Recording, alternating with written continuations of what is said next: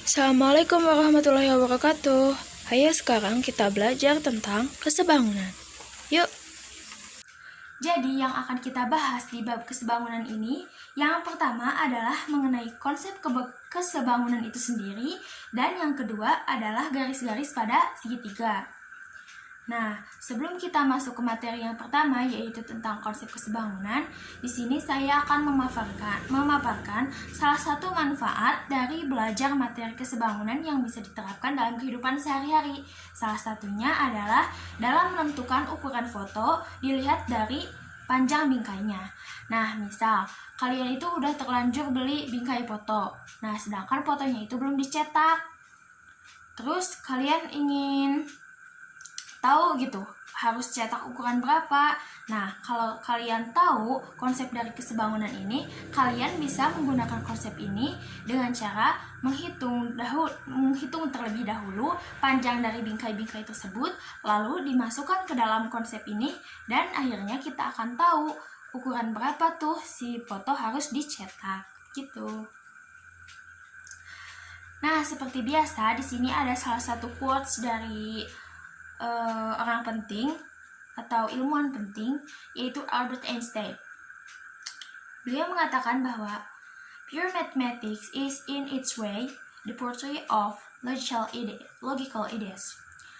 Kemudian matematika dengan caranya merupakan sebuah puisi dari ide-ide yang logis. Nah, jadi kekaguman beliau terhadap matematika bahwa dia sampai mengatakan bahwa kemurnian matematika ini dengan segala cara yang dia lakukan merupakan sebuah puisi. Puisi kan identik dengan keindahan kata-katanya gitu. Sebuah puisi dari ide-ide yang logis. Kalau biasanya puisi itu masuknya ke dalam fiksi atau mungkin hayalan dari penulis itu sendiri. Nah, tapi beliau mengatakan bahwa matematika ini adalah sebuah puisi yang berasal dari ide-ide yang logis atau masuk akal. Tuh. Nah, sekarang kita masuk ke materi yang pertama, yaitu mengenai konsep kesebangunan. Simak baik-baik ya. Nah, di sini dua bangun dikatakan sebangun apabila memenuhi dua syarat ini. Yang pertama adalah panjang sisi yang bersesuaian mempunyai perbandingan sama besar. Yang kedua adalah sudut yang bersesuaian sama besar.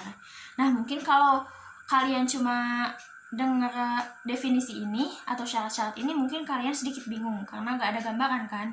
Nah, di sini yang selanjutnya kita lihat ilustrasinya seperti ini. Di sini ada bangun ABCD dan KLMN. Nah, terus si AD ini mempunyai panjang 3. DC 3, CB 3, AB juga 3. Nah, jadi ini bisa dikatakan bahwa bangun ini merupakan persegi. Terus KLMN juga mempunyai sisi-sisi yang sama panjang, yaitu 6. Berarti ini juga persegi. Nah, bisa kita lihat nih. Jika kita masukkan ya, kan tadi di syaratnya panjang sisi yang bersesuaian mempunyai perbandingan sama besar. Nah, misal kita bandingkan sisi AD dengan sisi KN. Lihat kan posisinya sama, terus bentuknya juga sama. Nah, jika kita bandingkan, AD sama dengan 3, KN sama dengan 6. Berarti perbandingan mereka adalah 1/2. Nah, 1/2. Nah, terus kita coba lagi yang DC sama NM. Nah, kan DC 3, NM 6. Nah, kalau kita bandingkan juga menghasilkan perbandingan 1/2. Begitupun yang lain. Nah, terus syarat yang kedua yaitu sudut yang bersesuaian sama besar. Nah, kan kalau misalkan ini kasusnya persegi ya. Kalau persegi besar sisi-sisinya itu sama kan? Berarti 180 dibagi 4,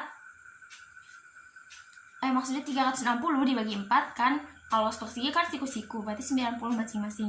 Nah, kalau kita lihat di sini sisi sudutnya juga sama kan, sudut A sama dengan sudut K.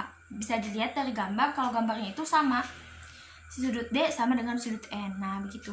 Nah, ini menandakan bahwa kedua persegi ini adalah sebangun gitu, karena perbandingannya sama dan juga sudut-sudutnya sama besar. Sudut yang bersesuaian gitu. Maksudnya A sama K, D sama N, C sama M, B sama L. Nah, itu tuh sama. Nah, materi yang kedua adalah mengenai garis-garis sejajar pada segitiga. Nah, di sini ada beberapa rumus jika kalian menemukan soal-soal dengan gambar seperti ini. Nah, misal di sini ada segitiga yang dibagi menjadi dua, ya, di tengah-tengahnya ditarik garis gitu. Nah, biasanya yang ditanyakannya itu adalah garis yang tengah, DE. Nah, untuk mencari DE, kalian bisa gunakan persamaan yang DE per BC sama dengan AD per AD plus BD. Bisa juga pakai persamaan yang AE per AE plus CE. Nah, kalian bisa pilih salah satu tuh. Jadi, sisi mana yang diketahui untuk bisa mencari sisi DE tersebut. Tinggal masukin aja ke persamaan yang itu. Nah, ini juga memakai konsep kesebangunan, di mana kita lihat sisi DE ini bersesuaian dengan sisi BC. Nah, sisi DE sisi AD, nah sisi AD ini kan merupakan satu bangun, ya, merupakan bangun yang sama dengan sisi DE. Nah, sisi AD ini juga bersesuaian dengan sisi AD per BD, atau bisa kita sebut sebagai sisi AB, yang merupakan salah satu sisi dari bangun ABC begitu. Nah, yang kedua ada ini, jadi ada, kalau dilihat ada tiga segitiga, 2 segitiga kecil dan 1 segitiga besar di gambar yang bawah. Nah, biasanya ditanyakan itu sisi AD-nya, sisi yang tegak lurusnya.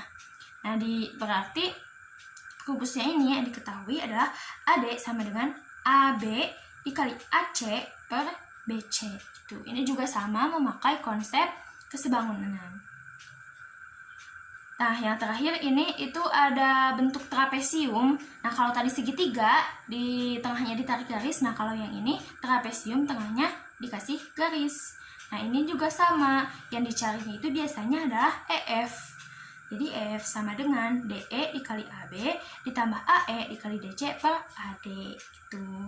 Jadi, untuk memudahkan, kalian tinggal hafal rumus-rumus ini.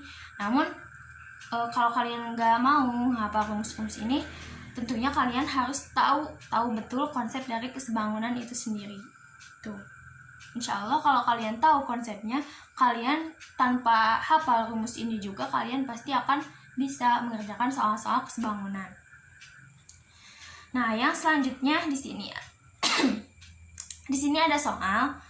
Nah, panjang AD pada gambar di bawah ini adalah, nah ini adalah contoh dari rumus yang kedua tadi. Nah, di sini sisi AC-nya 20 dan sisi AB-nya 15. Nah, kan untuk mengetahui sisi AD yang ditanyakan itu kita harus mengetahui dulu sisi BC. Gimana cara nyarinya? Kan kita lihat bahwa segitiga ABC ini merupakan segitiga siku-siku.